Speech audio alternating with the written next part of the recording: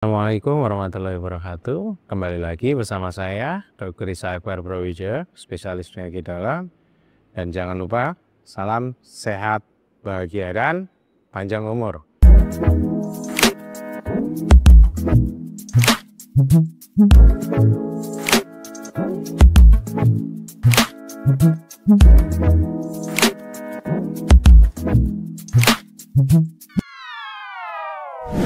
Oke, di episode kali ini saya kembali lagi membahas masalah gula, khususnya solusi, ya.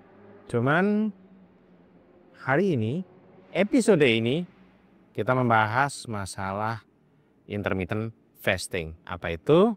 Itu adalah puasa yang kita atur dengan tujuan menetralisir atau mengurangi atau menurunkan kadar gula darah yang ada di dalam tubuh kita. Apakah itu bisa langsung berkurang? Tidak, ya. Di situ butuh proses. Mungkin sekitar 2 kali, 3 kali, 4 hari, atau sekitar 1 minggu setelah itu mulai terbiasa melaksanakan intermittent fasting yang mengakibatkan gula darah semakin baik setelah rutin dilakukan minimal 2 minggu. Kita semua tahu tentang intermittent fasting, di mana hidup kita itu 24 jam dibagi menjadi 3, yaitu 8 jam pertama, 8 jam kedua, 8 jam ketiga. Kita hanya makan berada di salah satu dari 8 jam ini. Jadinya totalnya 16 jam itu puasa, dan yang 8 jam itu bisa diperbolehkan makan. Kita tinggal ambil 8 jam yang mana, mau 8 jam yang pertama, yang kedua maupun yang ketiga. Jika itu saya akan mengambil 8 jam yang ketiga, karena hal yang paling menyenangkan di hidup kita salah satunya adalah makan malam. Otomatis yang 16 jam ini kan tersiksa. Ya, mau dibilang tersiksa, mau dibilang menahan lapar, mau dibilang itu, walaupun boleh minum.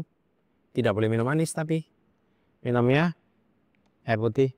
Otomatis itu semua pasti ada rasa pusing, lapar. Tapi ada satu solusi untuk itu semua, untuk kita bisa menjalani itu lebih mudah dengan hipnoterapi.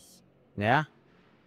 Metodenya bagaimana? Oke, di setiap kita akan membuat sebuah sugesti, salah satunya di saat kita minum air putih, itu kita akan lebih mudah merasa kenyang dan tercukupi rasa manisnya, walaupun ini sebetulnya tawar.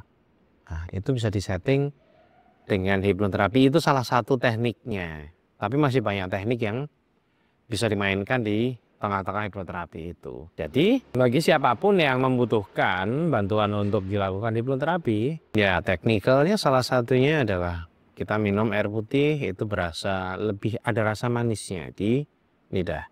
Terus misalnya satu hal, craving itu bisa dihindarin, ya. Jadi orang yang tiba-tiba setiap kali duduk terus pengennya cari sesuatu cemilan yang sifatnya rasanya kuat, manis, asin, atau biasanya yang disebut dengan makanan ultra produksi, ya, yang seperti biskuit-biskuit atau ya makanan-makanan kemasan, minuman kemasan, bisa digantikan dengan air putih dan itu memberikan rasa puas yang sama.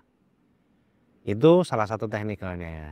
Bagi teman-teman, saudara semua yang membutuhkan bantuan untuk bisa menyelesaikan masalah ketergantungan gula atau kelebihan makan gula, atau untuk intermittent fasting supaya bisa berjalan lebih lancar, lebih istiqomah bahasanya, ya, bisa hubungi di sini. Nanti bertemu dengan saya akan bantu dengan hipnoterapi. Insya Allah itu semuanya akan bisa membantu membaik dan bisa mengurangi perasaan yang tersiksa selama menjalani intermittent fasting hingga Anda terbiasa melakukan intermittent fasting. Dan di saat itu sudah terbiasa, yakin badan Anda sangat-sangat berasa nyaman. Terkadang situasi itu butuh penyesuaian. Nah, proses penyesuaiannya akan lebih cepat bisa penyesuaian untuk tidak makan gula, jamnya bisa lebih disiplin, dan bisa bertahan lama untuk melakukan program intermittent fasting hingga target yang diinginkan. Ya, dengan kita menjalankan hipnoterapi juga, itu ada banyak keuntungannya. Salah satunya kita bisa menata pola tidur, bisa menata pola makan, bisa menata waktu makan, bisa menata kehidupan yang baik sesuai dengan irama sirkadian, dan itu akan membuat tubuh kita jauh lebih sehat karena pasti akan terhindar dari stres yang muncul di saat kita itu tidurnya tidak tertata, stres yang muncul di saat kerjaan yang aneh-aneh yang membuat kita stres, akhirnya tidur nggak bener, makan yang nggak bener, bisa dikurangi sehingga itu akan sangat membantu kesehatan kita semua dengan hipnoterapi ya. Ya, membahas tentang hipnoterapi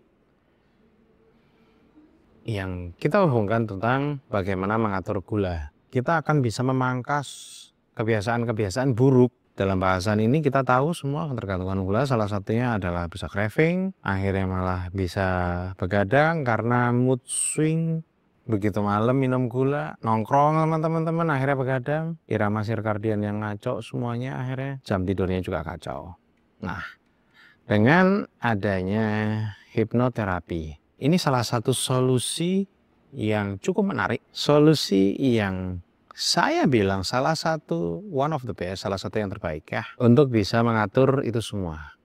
Dengan salah satunya kita koneksikan dengan intermittent fasting plus hipnoterapi, berarti kita bisa menata tentang satu kebiasaan minum gulanya.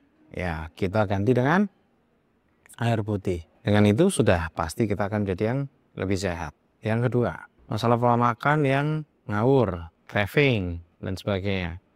Itu bisa kita tata. Berakhirnya nanti akan bisa menjadi makanan yang jauh lebih sehat. Ditata sesuai kebutuhan diet harian. Yang ketiga, kebiasaan untuk di saat malam hari mencari sesuatu yang menyenangkan karena sifatnya adalah dengan minum gula kita tahu bisa memperbaiki mood, tapi begitu moodnya baik justru tidak tidur bersenang-senang di malam hari yang mengakibatkan produktivitasnya paginya jadi ngaco.